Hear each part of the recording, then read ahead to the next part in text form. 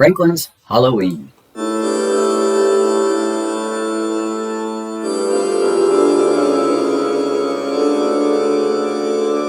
Franklin could count by twos and tie his shoes. He knew the days of the week, the months of the year, and holidays in every season. Today was October 31st. It was Halloween. Franklin could hardly wait for tonight's costume party. Everyone would be there. Franklin and his friends had talked about the party for weeks. There would be games, prizes, and even a parade. Best of all, there would be a haunted house.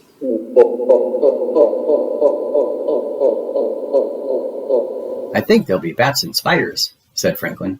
And skeletons, added Beaver. Rabbit shivered.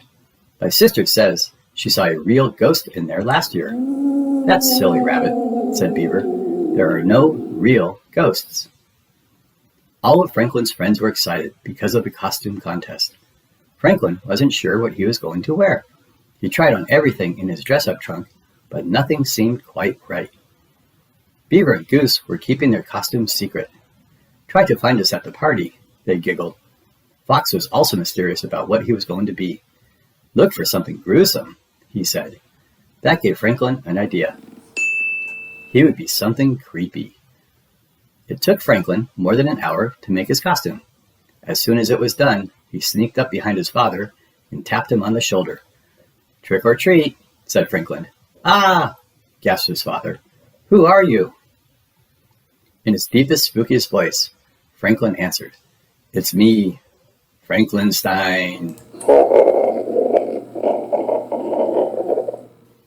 On the way to town, Franklin tried to guess who was inside each costume. At least I don't have to worry about finding Bear, said Franklin. He's always a ghost.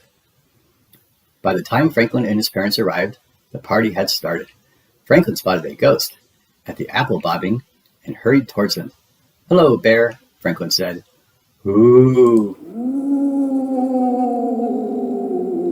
answered the ghost. That's good, Bear, said Franklin. You sound really scary.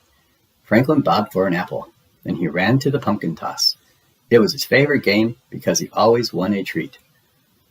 Franklin's bag was almost full by the time the judges announced the costume contest. While everyone lined up for the parade, Franklin tried to find more of his friends. He thought he recognized Beaver and Goose, but where was Fox?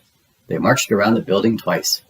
Franklin made horrible monster sounds and shuffled his stiff, straight legs. He won a prize for being the best green monster. There was only one more thing to do. Go into the haunted house. You first, said Beaver, pushing Franklin towards the door. It creaked open.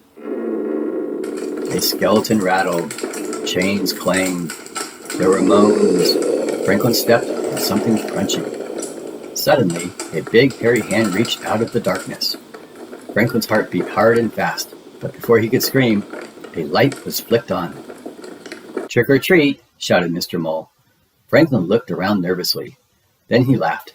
The hairy hand was only Mr. Mole's mop. Here's a treat for braving the haunted house, said Mr. Mole.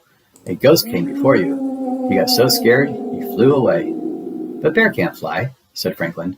It wasn't Bear, explained Mr. Mole. Bear is homesick with a nasty cold. Franklin shuddered. If Bear wasn't the ghost, then who was? He ran back to his friends, who were waiting in line for the haunted house. Was it scary? Asked Fox. You look like you've seen a ghost. Maybe I did, said Franklin. He told them what Mr. Mole had said.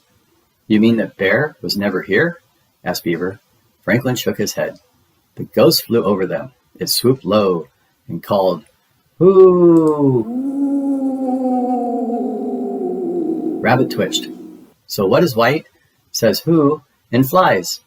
A real ghost, answered Goose. Run! Franklin was about to follow when he saw a feather floating down. Stop, he shouted. I think I know who the ghost is. Franklin showed them the feather. Look, it must be Mr. Owl. Even Rabbit giggled when he realized the trick their teacher had played. By the end of the party, everyone's bag was full. Poor Bear, said Raccoon. No treats for him. But we could share our treats with Bear, suggested Franklin. All the friends agreed. They each put some treats into a bag. Then they walked to Bear's house and left the bag on the doorstep. Trick and treat, they called. On the way home, Franklin looked into his treat bag. Goodness, said his mother, you have enough there to last until next Halloween.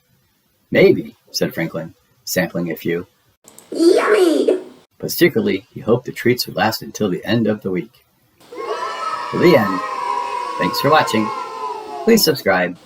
Don't miss our next Halloween story, Barney's Halloween Party. Bye-bye.